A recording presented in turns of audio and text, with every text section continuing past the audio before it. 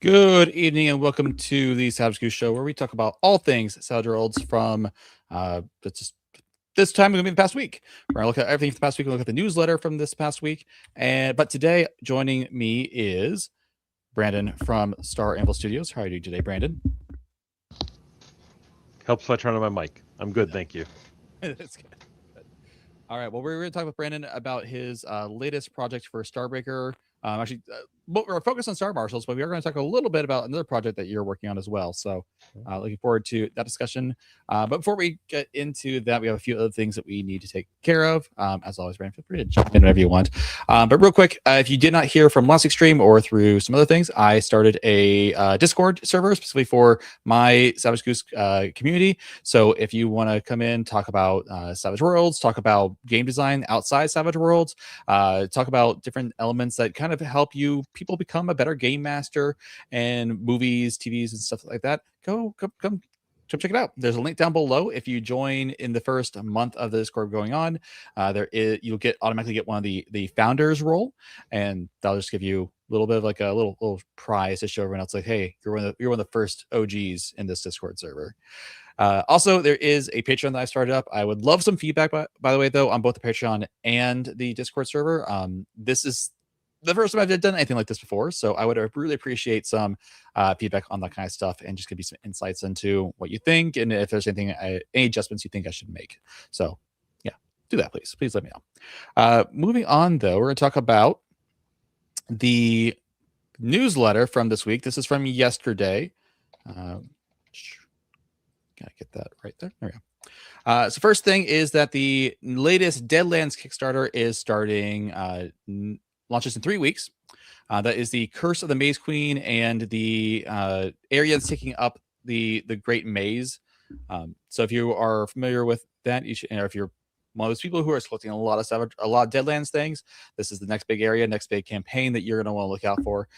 From my understanding, it takes a lot of the campaign takes place on a steam engine, like an old timey steam engine, going through steam. I say steam engine. That could be a boat, a steamboat. There we go. Mm-hmm. So if you are interested in that at all, I recommend that. There's also a campaign where the infamous Dracula. So if you're at all interested in Dracula or want to fight Dracula in Deadlands, which sounds pretty cool, you can take a look at this campaign as well. So go take a look at this. It starts on Tuesday, August 11th. I think that is that a different change? I think it's a change in date, but I'm not positive. I think that the date changed. We'll see. I have a different date, I think, in my slides, so we'll see. I think that date changed. Moving on, Gen Con. That is next week, which is crazy. I remember everyone talking about Gen Con last year, and it feels like it's way too soon for Gen Con to be happening. But Gen Con is happening next week. It is the best 4 days in gaming. If you're attending, which if you are, I'm a bit jealous. I would love to be at Gen Con or Gamehole Con or Genghis Con or anything like that. But there's a lot of cool stuff happening. And if you want to meet some people from Pinnacle, you should head over to the Pinnacle and Studio 2 publishing booths. Maybe meet Shane. Shane did state in his Facebook profile that he's going to be at the booth 1 hour a day. He doesn't want to take up the whole thing just talking to people. He wants to go have fun and play games and hang out with his family. But if you want to be him, he will be there for 1 hour a day over there. And there's also going to be a Pinnacle specific for Pinnacle. I wish they would record it. If anyone from Pinnacle's watching, if you could record it and send me like a copy of that, just so I can ask you a whole bunch of questions about what do you mean by this, or what do you mean by this, or just cover like cool news stuff here. That'd be really cool. But otherwise, I understand. But it'd be really cool if I could get some more information on like what's coming up, because last year sounded like it was a lot of fun stuff that was announced, and I didn't get to hear about it until later. So. But a lot of people like JM will be there, Clint Black, Mike Barbeau, Dale Hayhurst, Ronan Hensley, Tracy Sizemore, Scott Woodard, lots of really cool people that you should just go ahead and go check out. Go check it out. If you're at Gen Con, you might as well. Studio 2 will be there with all the books. Yeah, and Studio 2 is not just Pinnacle stuff, right? No. They do a lot of other things as well. Technically, I think Studio 2 did publish Tracy's book as well. I mean, I think they're delivering it. And I know that Well, I Yeah, hope delivering. they might have some Starbreaker there too, because they printed some of the Starbreaker books too for the core setting book for Saints and Sinners. So if you want an offset, print copy versus the POD, Oh, right. Yeah, there might yeah. be some there, and the color really pops when you get it in that level of quality. So it's nice. Yeah, so my copy is the Drive Through RPG print, so but got mine here. But it is the alter, one of the alternative covers. So There you go. All right. So yeah, check that out. There will be some Doomtown stuff happening from Pine Box Entertainment as well. So it's been celebrating a decade at Gen Con. So check that out. Doomtown seems like a really fun game. I owned like one of the old ones that was done by AEG, but I don't have anything from the new stuff. Something to be aware of is they're also going to be having a time and a live stream for Jody. If you are not aware who Jody is, Jody was a big part of the team over at Pinnacle. And she recently passed away from I can't remember the name of the disease, but a lung disease, essentially, from my understanding. And so there is going to be just a time for memorial for her, and that'll also be streamed on the Gen Con Studio Twitch channel. So if you can't make it in person, you can still come hear the stories about Jody over on the live stream, and you can submit your story if you have any stories about Jody that you want to share. You can head over to the Google form that's in the newsletter and put those stories out. I had the privilege of at least talking to Jody once and with her husband Clint about one of the games that they were developing. It was really good to talk to them. So just be aware and submit those stories if you have them. Christmas in July is on with sales on select Savage Worlds comics and fiction. So if you did not know, Pinnacle doesn't just put out RPG books, they also put out comic books that take place in the Deadlands setting and some of the other settings as well. And there's a lot of really cool ones out there. I currently have one of them, but I haven't had a chance to read through because I learned that it's not the first one in the story, so I have to get the other ones. I have Rise of the Black Circle. I think there's also Dark Ages Merlin's Champions, which I'm going to be getting once all the Deadlands Dark Ages stuff gets sent out, and then Deadlands the Cackler. So if you're wanting to get into the lore of Deadlands, one of the best ways to do it is to start reading those comics so you can kind of get a feel for it. And then you good, Brandon? Sorry, my cats were attacking everything. I had to. I apologize. I didn't mean to interrupt. You're good. Good old cats. I'm sure those people here can understand that. There's also some Wendigo Tales short story collection. So there is other stories that are not comics that are also been published. For instance, there was a whole bunch of dime novels. I'm trying to look back on my stuff to figure out where I put these books. I have them. I don't know where they are. They're somewhere back there. But there are stories that were not published through comics that about different people in the Deadlands universe, and I highly recommend checking those out as well. And some of those are on sale over on Drive Through RPG if you're looking for PDF versions of them.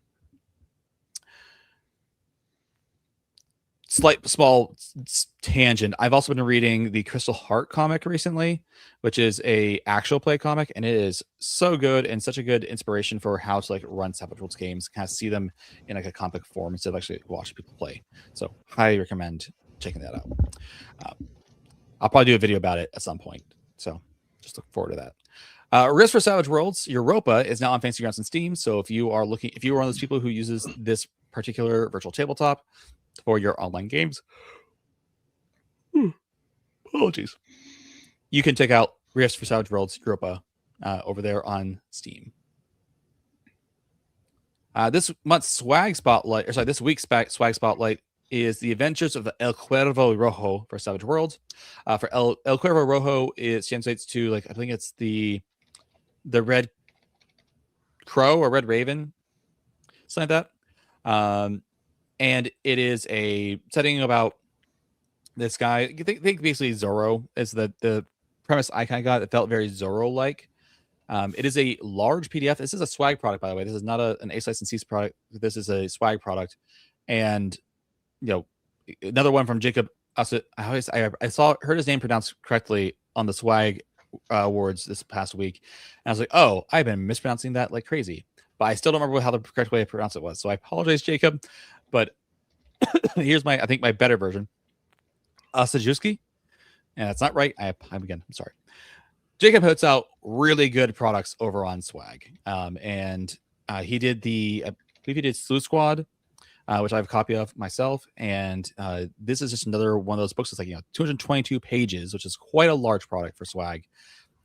Just talking about the setting, talking about how you can what you learn to play, how you learn about these different rules for mass, and taking on Zorro or being Zorro with a team. So this looks like a lot of fun. I'll definitely this is on my wish list to get at some point. I think I'm kind of hoping that he'll do a option to do a print on demand, just because I prefer having my books in print.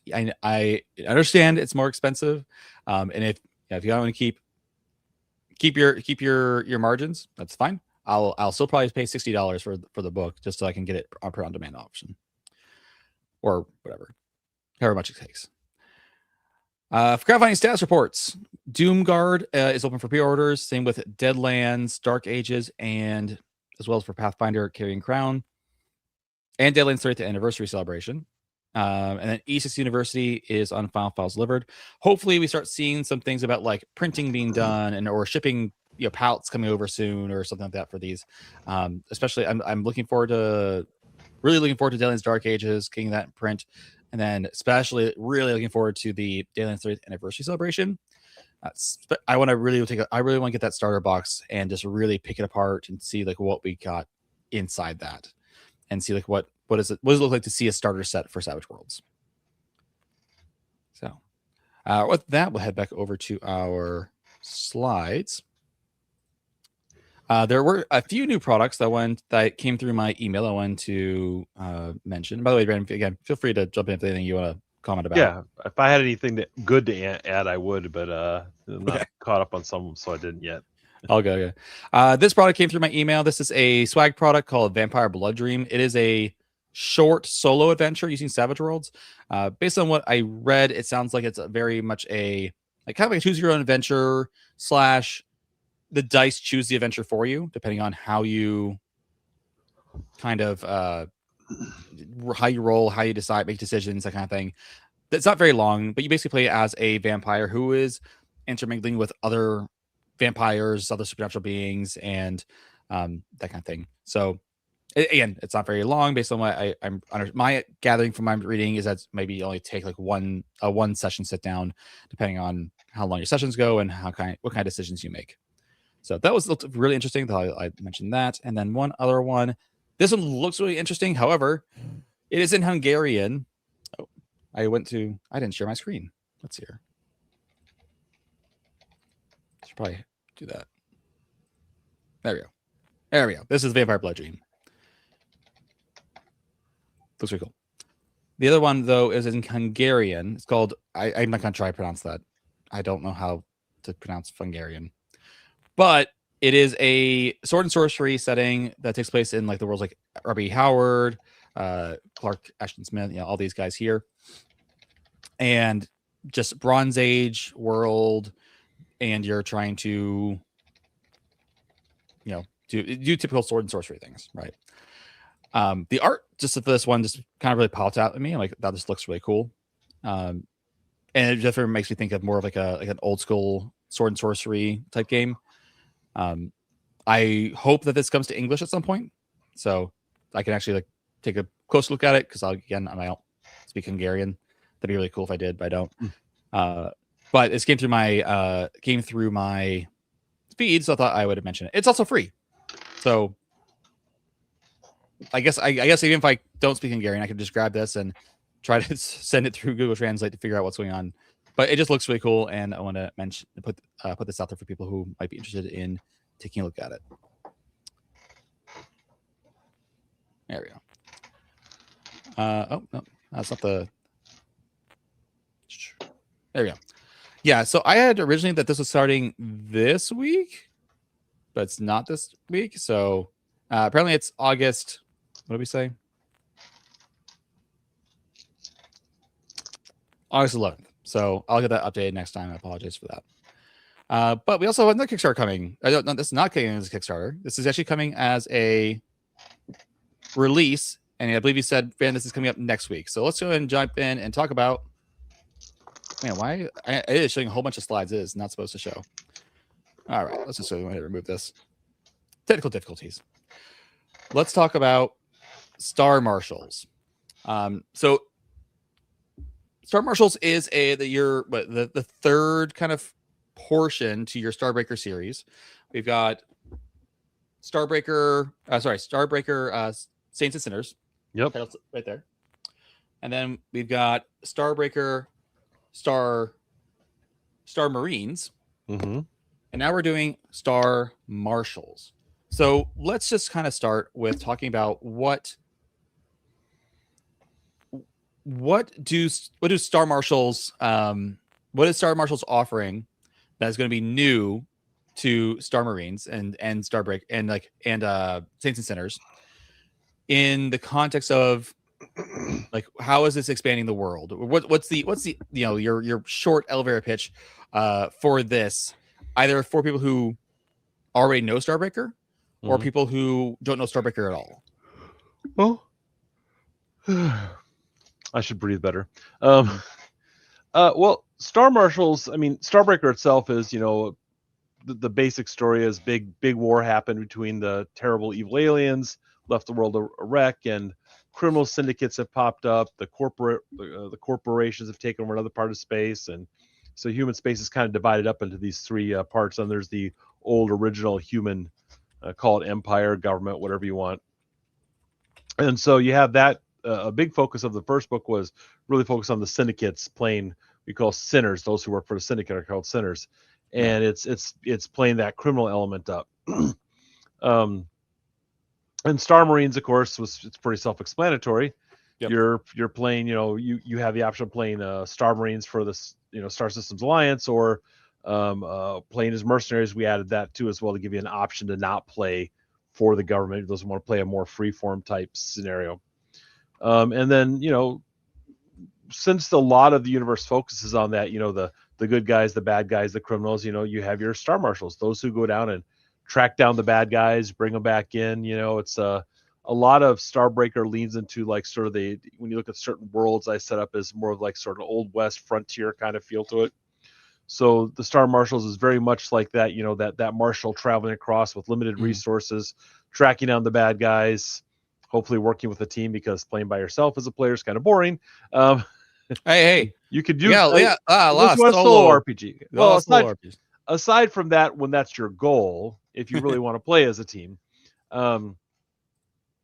there's that. So that's really what it's about. It's bringing you the character concept of playing a Star Marshal. And also we put in there how to make a cyborg in Starbreaker, because why not add some more content?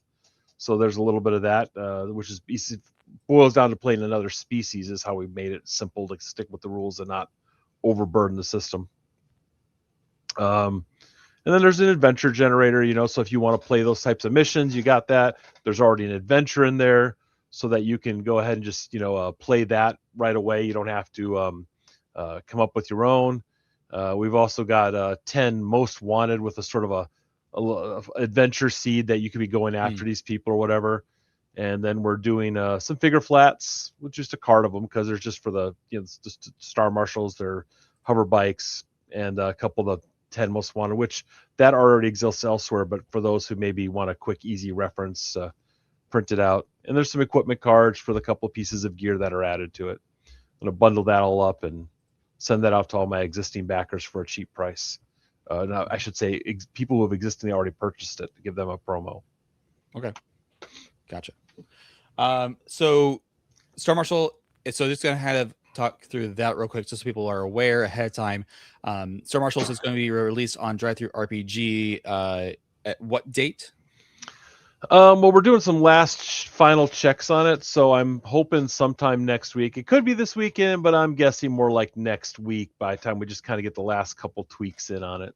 There you go. All right. So sometime next week we'll have a link, and I'll try it once I get that from Rand. I'll try to link that down below so you guys can check that out. So if you're watching the video on demand portion of this, take a look at that link and check out Star Marshals. But if people are brand new to Starbreaker, do they and are interested in this, they watch this video or they see the on Drive-Thru RPG, or anywhere else, do they need anything else to? What else do they need to run Star Marshals? So they get that book. I mean, really, you should have the basic book. You don't need the Star Marines book, but like Yeah. most everything that's referenced in Star Marshals is a supplement to the core setting book. So Okay. everything we do considers that you would have the main setting book. So this one here. You know, you don't need to get Star Marines to play Starbreaker, but you should have, you know, the main Saints book. and Sinners. Yeah. Okay, so Saints and Sinners and the core rules, obviously the Sagittarius core rule book. And I believe the sci-fi companion is not required, but may have some extra goodies to make it. With Star Marshals, you don't really need it much. I mean, Okay. Even with the core book, when our setting, we say you need it in the sense like if you want to build a spaceship and modify your spaceship, you need it. If you want to look at their rules for space combat, you need it. But playing the base part of the game on the ground with everyone else, you don't really need it. We very little reference, if at all. You could pretty much get away with it, and that's by design. We don't want to force people to have it, but there's only so many rules we can also pull in, right? Without, you know, that's the licensing agreement, right? So we're going to say you need it if you want to experience every little possible piece, nook and cranny of a sci-fi game. And it's a great resource. I mean, on top of it, all the stuff like the different aliens and things you could add to the game if you want it. It's really a really good resource to play with it. And it's a big book too. You're not losing out by adding it to it. No, it's great, but yeah, awesome. All right, so that is there? I guess planning on offering a print-on-demand option. Yeah, we're gonna do that. It's big enough to do that. It's about 30-ish pages. So I mean, if it'd been like 2 or 3 pages, I'd be like, you know, print it at home. Maybe it's not worth it, but yeah. Okay, cool. So let's go ahead and just talk about the setting a little bit. Obviously, I'm going to try to base a little bit more broad, just because the people who are here who may not know about Starbreaker. But I'm also going to assume we don't need to go into all the nitpicks.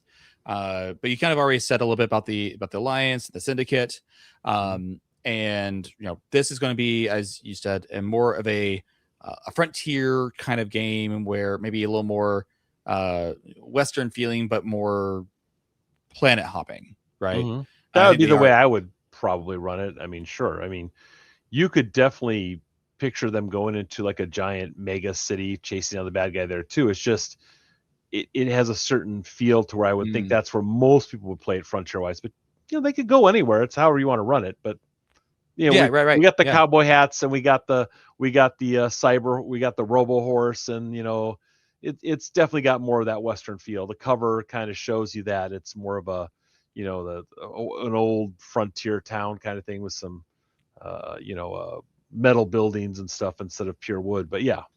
Okay.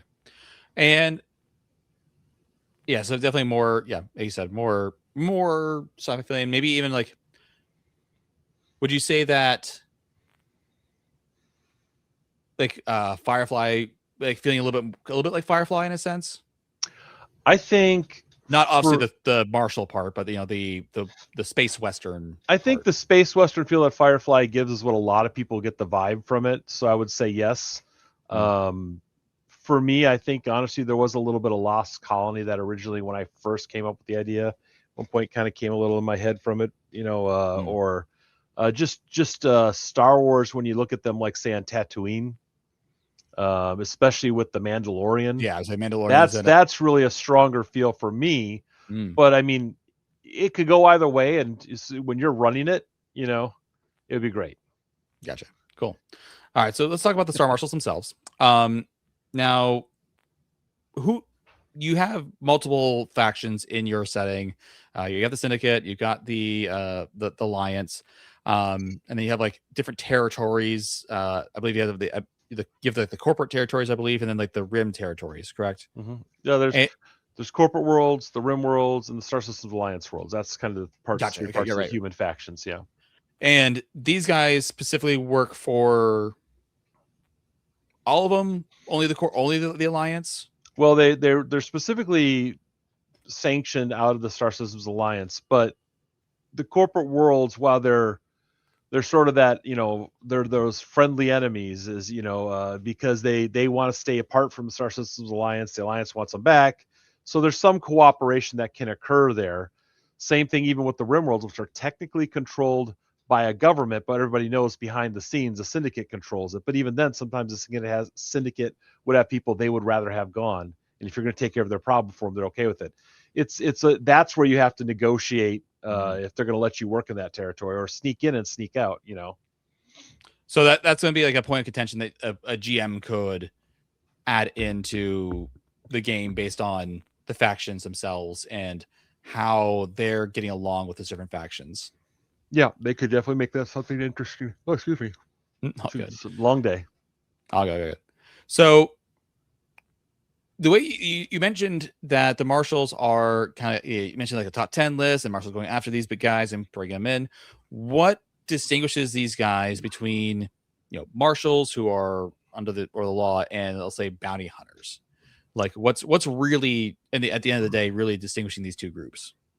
Really, it's a matter of a theme, right? So a bounty hunter and a Star Marshal are going to go after the bad guy to bring him in. Now, more often than not, the Star Marshal is going to be to bring them in to go to court, trial. They have a certain standard of a way they must act. They have someone they answer to more directly. Whereas the bounty hunters may work they could be hired by the corporations, the Star Systems Alliance, even the Syndicate. Bounty hunters would not have they're going to have to be more independent. They're going to have to supply themselves more. They do have the bounty hunters. They have their called guild, the league, where they have some support. There's a base they can go to where common bounty hunters work together, as far as the safe place where they can get their missions from. But they're not exactly going to work the same way, right? So, and then of course, equipment wise, the Star Marshals have the Star Shot weapon system, so they fight different than the bounty hunters. Are going to be more obviously inspired by things like Boba Fett and the Mandalorian. So they got that. They more often than not will have that full armor going on, whereas the Star Marshals are a little bit cybernetic and can go a lot more cybernetic, and their weapon system. So it's really thematic, and their weapons and systems and stuff a bit different. It's really how you want to play the character. There's not much difference between some other types of characters too. In other systems, it's really how you play them.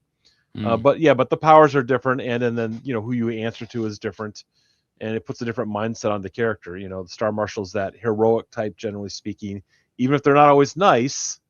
But they're going to be the ones that try to help people out. Whereas, a bounty hunter might not be nice at all or care about anyone. Although you could play a bounty hunter with the heart of gold if you want. It's just thematically they're generally different. Then each player should bring what they want to their character. Right. Yeah. So there's like a code of honor that, or an authority figure over that is just like has different expectations essentially. Kind of like how we have, just like today we have different expectations between, U.S. Marshal and a bounty hunter. Yeah. Different motivations, that kind of thing. So I think you mentioned it's like a 30-page book. What kind of new character options? I can't hear you. Your mic cut out. Check. There you are. There you are. Was completely silent there for a minute. Yeah, that's weird. I don't have like a bad cable going. Let's see here. So you said, you mentioned it's a 30-page book, supplement to Saints and Sinners. What kind of new character options are being offered in this book that people could either do this separately as their own campaign for Star Marshals, or maybe could even add into their existing Saints and Sinners games? So you can obviously playing the Star Marshal is the big ad. We didn't want to do too much. It's 30 pages. So playing the Star Marshal is the big ad, and adding in cyborgs as a species option is another thing we put in there to give a little bit more something for the players. 2 options in there. And so there's that is what adds to the game in the sense. As far as like playing it with other stuff, like say in Saints and Sinners, they could go rogue if you want to play them that way. They could. We got to remember when I say the Syndicate, there's 2 types of sinners really. There's the Syndicate sinners who actually work for the Syndicate. They're truly the bad guys. There's people who get jobs like Han Solo got jobs for Jabba, but he smuggled because that's what survival meant on the Right. Rim worlds, not because he wanted to be quote unquote a criminal. That's what was available when the Empire's out there. And when you have the corporate worlds, the Syndicate, and even the Star Systems Alliance are really not all good guys. You might rather live in the Star Systems Alliance because generally speaking, they do have some laws and they're not as draconian, say, as the corporate worlds, where it looks real pretty, but if you do the wrong thing, they might off you. And in the Syndicate, you have quote unquote more freedom, but you don't know if you're gonna get stabbed in the back. So so when I say that, because you could have a Star Marshals decided to work with a group of sinners because on the Rim, they're not the real bad guys. They're not breaking the laws he cares about. He's worried about the big guys, the big fish, the ones that are killing or controlling larger portions or really harming people on a large scale. Mhm. He's like, I'm not going to worry about the smuggler. He's moving like, whatever weapons to this faction fighting over there. It's not as big a deal to him. He's going to worry about the big fish. Right. Or maybe he's going to sneak down and take him down from the inside. But player on player things like that probably should be worked out ahead of time. Sure. But Sure. but yeah, Power Station 0, highly recommended. And someone asked the question, so how could you integrate them into a group of sinners? I mean, they could go undercover. There it is, right there. Maybe they're trying to work their way in the same way the Saint works to take down the Syndicate. Maybe they want to take down a particular bad guy, a warlord or something. So working with the group goes undercover. Sure. All right. Now you mentioned that you added in Star Marshal. What do you mean by that? What do you mean like adding in Star Marshal as a character option? What does that mean? Well, I mean, you can play. It's an archetype. Yeah. Okay. Yeah, the archetype is in there. It's just like you could play. If you play a side command, it's the archetype you can play, and we have the archetype cards for them. You can play a beginning one right away. Yeah. Just for people who come into SavageGoose going, hey, I thought we didn't have classes, and just understanding what we mean by that. Yeah, sure. Yeah. Now you mentioned this earlier about Starshot weapons as a new system that's being added for the Star Marshals supplement. What is that? What's a Starshot weapon? So Starshot weapons are a series of 4 weapons that only Star Marshals can use. Whereas we tie a lot of things to various what we call the biofusion reactor in Starbreaker. It's a way to justify, to explain how PowerPoints work, right? Mm-hmm. What we didn't want to do is have everyone have the ability to do all these cool things all the time. So PowerPoints limits that. Right. And so for the Star Marshals, they can use that to power their weapons. And for example, Star Marshal will always start off with the Starshot pistol versus the shotgun, whatever. And you get a set of powers or abilities you get at each rank. At novice, you get a few. At seasoned and veteran. So if you get the Starshot pistol, you get all the powers listed for novice right away. When you become seasoned, you automatically have access to the seasoned and veteran. The veteran, you don't have to buy an edge to get access to those abilities. Wow, that's really strong. But you do have to buy it. Well, and someone takes away your pistol, you have no powers either. That's true. So you're done. So, and it's a very specific weapon. It's not any weapon. It's that weapon. And so also, and if you want to use the powers from, say, the shotgun, then you have to get another edge to use the shotgun. Okay, if you want to get that set of powers. Okay, so that the weapon itself is the edge. Right. So if you want the shotgun, you got to pick, and you can only get them once per rank. So you're not going to get them all at once. So at season, you said, I want the shotgun. Great. Now you have it, but you can only use one at a time.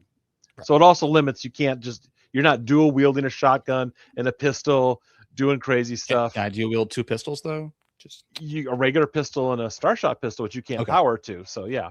Okay. So that keeps it there. We actually use that in the secret world when we designed that to kind of show how all the weapons affected powers, and it seemed to fit with what we were doing here, so we kind of brought that over. Also, the best cover of that book, because the Templars are best. Yeah, because the Templars are the best. Because they have the best uniforms. So yeah, that's where that came from. And also a couple other things, like they have the badge that actually generates a deflection shield, because that really made sense to make the badge the shield, literally. It's literally a shield.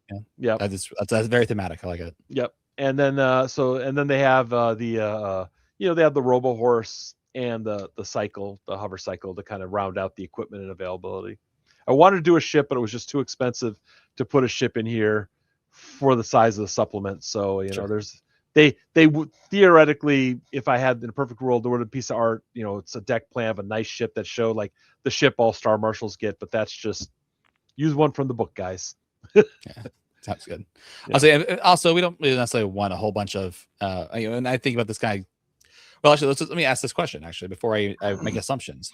Also, between Saints and Sinners and Star Marines, there's clearly two very different kinds of gameplay happening between those games. Like the one is going to be more into like, I guess when I think of Saints and Sinners, I think more heist intrigue games.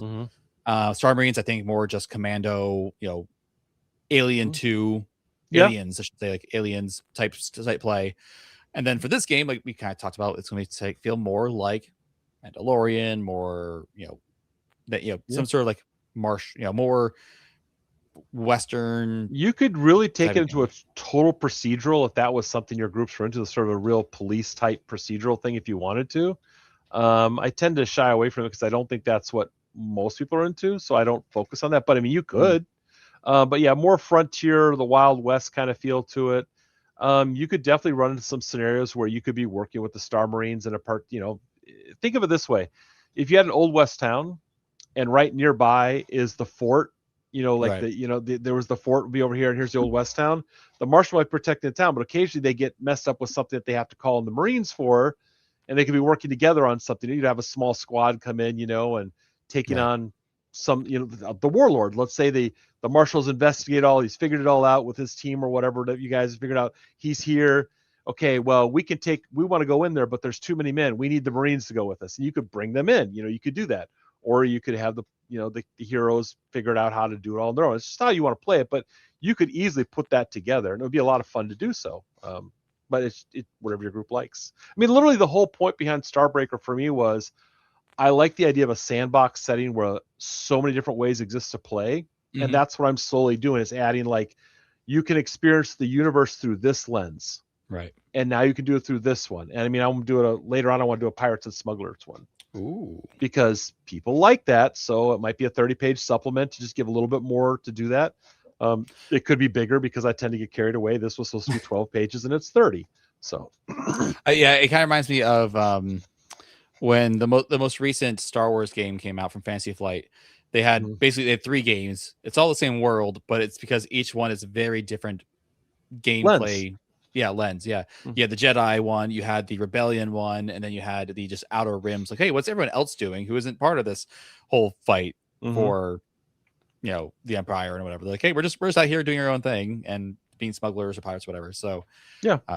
Pirates and Smugglers sounds like a very fun thing to do, especially and there's already a world built for it that you don't have to rebuild it. So I already have bits and pieces of that in there. There's the Iridium Nebula, which is where all the pirates kind of hide because sensors don't work so well there, and there's illegal colonies out there. So that's sort of like a no man's land, and so major ships don't want to go in there because they don't have the ability to kind of bypass that sensor weakness, makes them more vulnerable. And so and Port Darkstar is in there, which is where smugglers, pirates, it's a sort of public port that everyone goes to, and the government's kind of leave it alone because it's so well fortified. So it's kind of it's sort of that most isolated kind of thing to go to. So that basis is there. It's just I could expand it with more detail so people could really sink in and play it.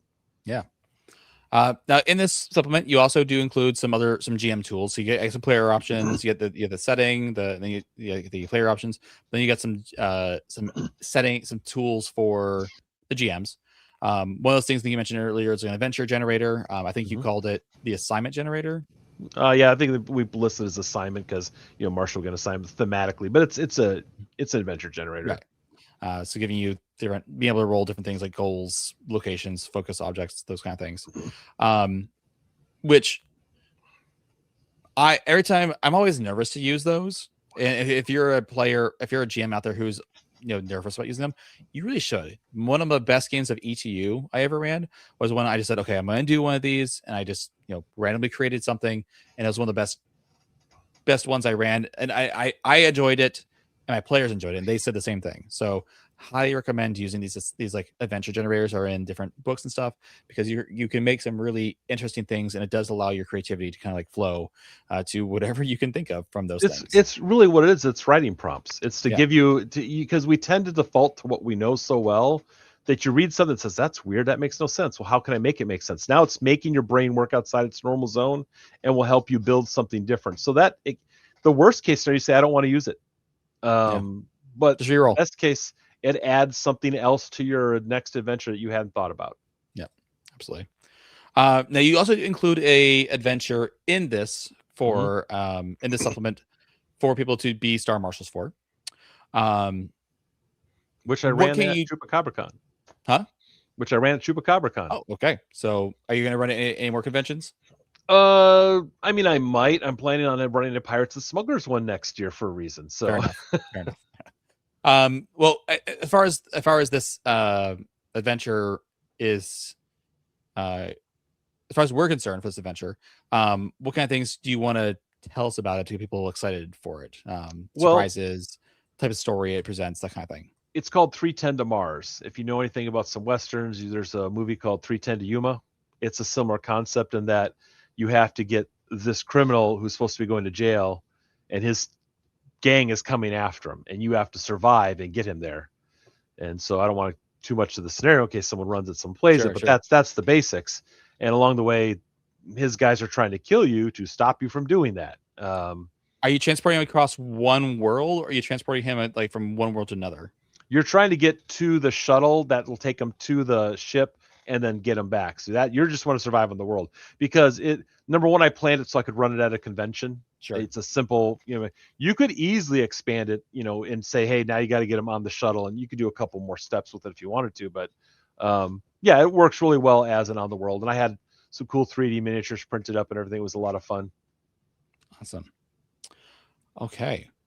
So going kind of back over everything, I mean, this is I think we kind of really covered everything that's going to be in here. The only thing I think we didn't talk about is that you gave some guidance in this book to the GMs about giving players leads and avoiding dead ends on how they approach investigation. And this is actually more of a question, not necessarily specifically for the Star Marshals, but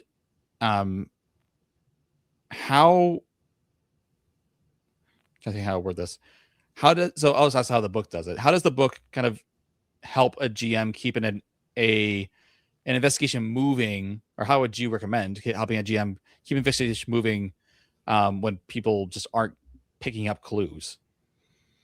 I mean, when players aren't picking up clues, I mean, you gotta, first of all, you never want to put something in the game that if they can't figure it out, stops the game, right? So you have to have, first of all, a lot of times, I think a habit I've seen even myself do a lot is once I realize there's a clue, I make people roll to notice.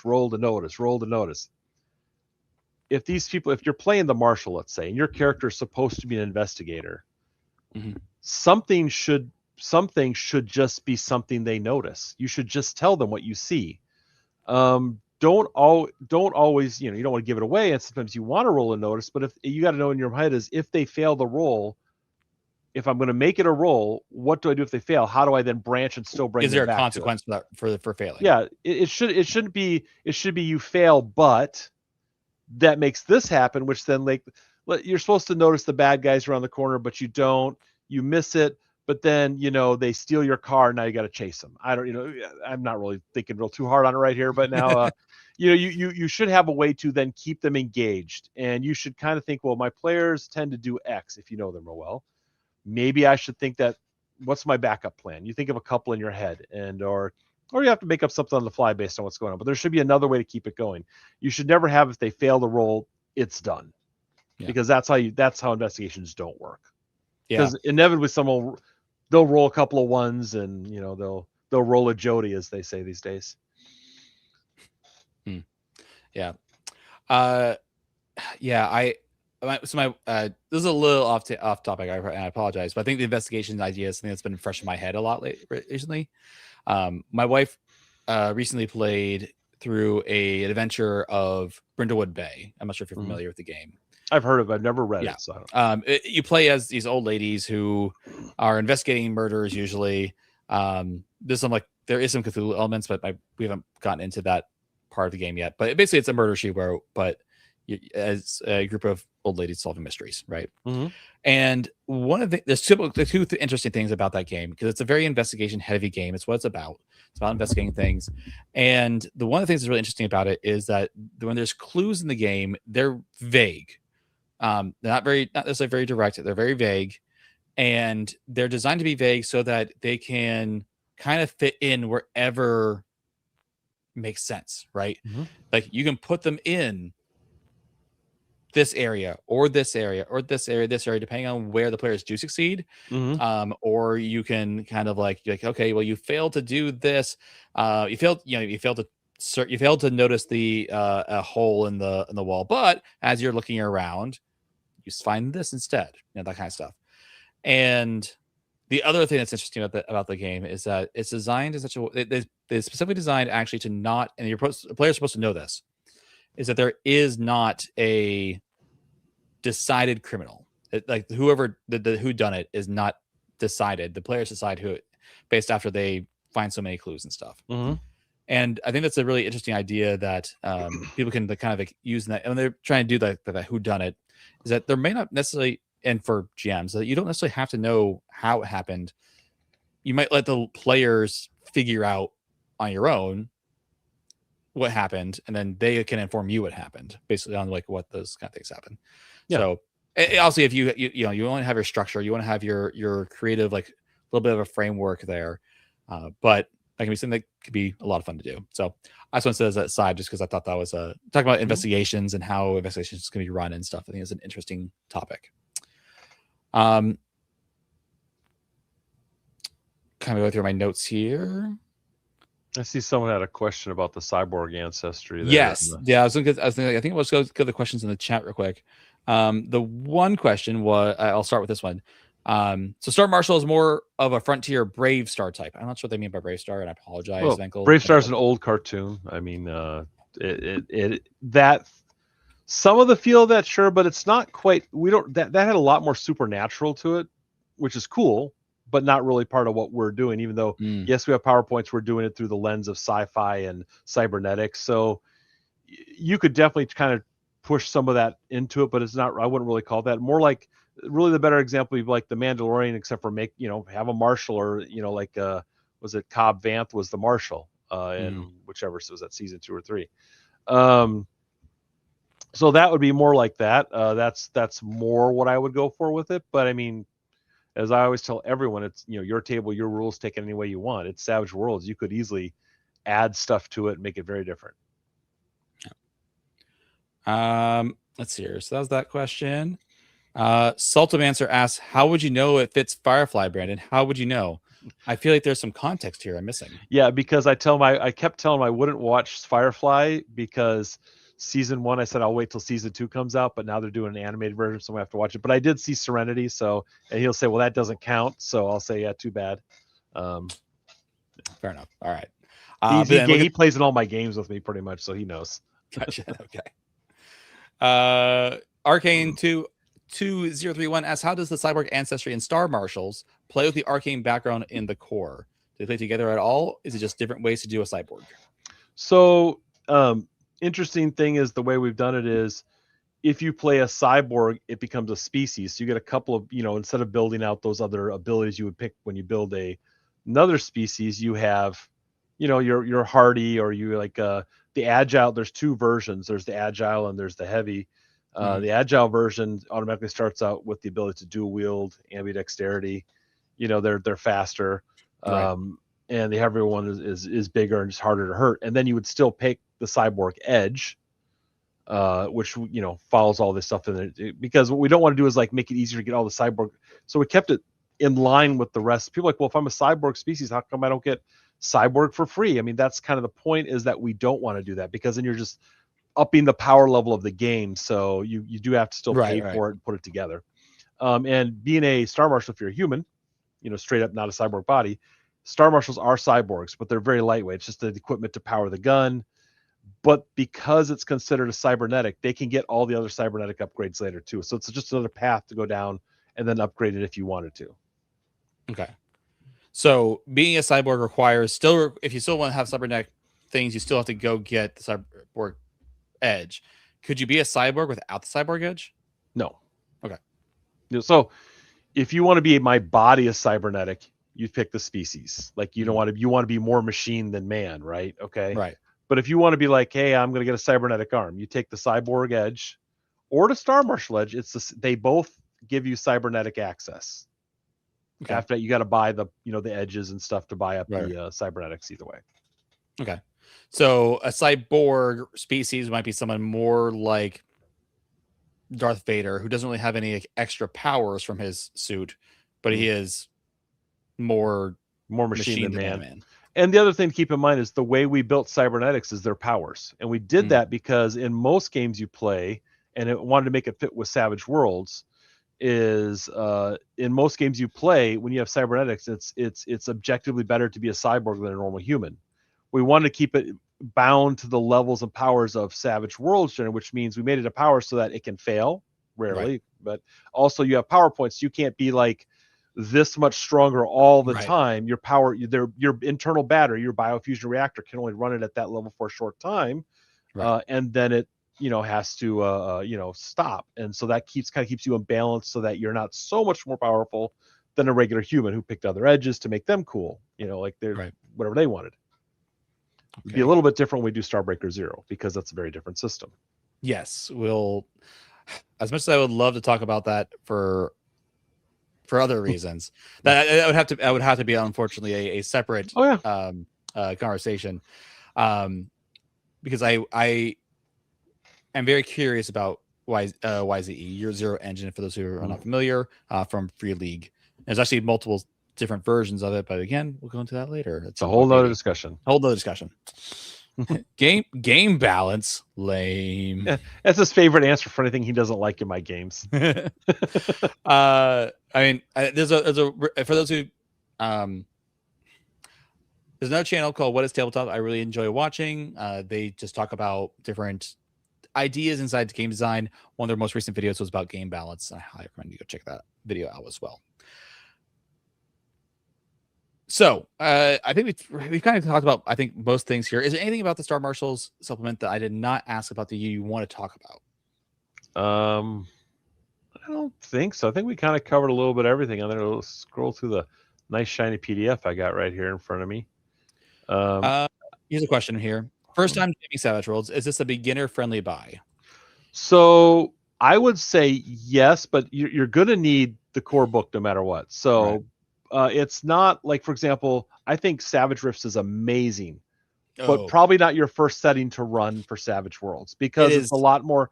It's just got so much more you have to learn on top of the normal rules.